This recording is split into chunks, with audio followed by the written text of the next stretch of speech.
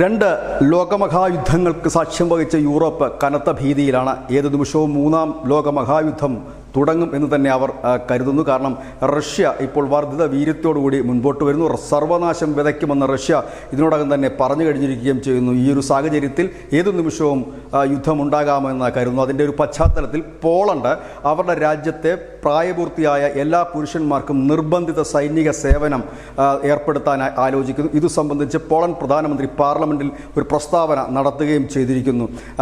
European യൂണിയനിലും ഇല്ലെങ്കിൽ നാറ്റോയിലുള്ള രാജ്യങ്ങൾ വിശ്വസിക്കുന്നത് ഉക്രൈൻ റഷ്യ കീഴ്പ്പെടുത്തും. കാരണം നിലവിൽ അമേരിക്കയുടെ സഹായം ഉക്രൈനില്ല. അതുകൊണ്ട് റഷ്യ ഉക്രൈനെ കീഴ്പ്പെടുത്തും. അതല്ല എങ്കിൽ ഒരു സന്ധി സംഭാഷണത്തിലൂടെ ഈ യുദ്ധം അവസാനിക്കുകയാണെങ്കിലും റഷ്യ അടങ്ങിയിരിക്കില്ല. ഉക്രൈൻ കീഴ്പ്പെടുത്തിയാൽ ഏറ്റവും കൂടുതൽ ഭയപ്പെടേണ്ടത് കിഴക്കൻ യൂറോപ്യൻ രാജ്യങ്ങളാണ്. കാരണം ഭൂമിശാസ്ത്രപരമായി ആദ്യം റഷ്യ ആക്രമിക്കാൻ സാധ്യതയുള്ളത് പോളണ്ടിനെ ആയിരിക്കും. തുടർന്ന് കിഴക്കൻ യൂറോപ്യൻ രാജ്യങ്ങളും റഷ്യയുമായി കനത്ത യുദ്ധത്തിലേക്ക് പോകാനുള്ള സാധ്യതയുണ്ട്. അതുകൊണ്ട് തന്നെ യൂറോപ്യൻ രാജ്യങ്ങൾ, പ്രത്യേകിച്ച് അമേരിക്ക പിന്മാറിയ സാഹചര്യത്തിൽ യൂറോപ്യൻ രാജ്യങ്ങൾ കനത്ത ഭീതിയിലാണ്.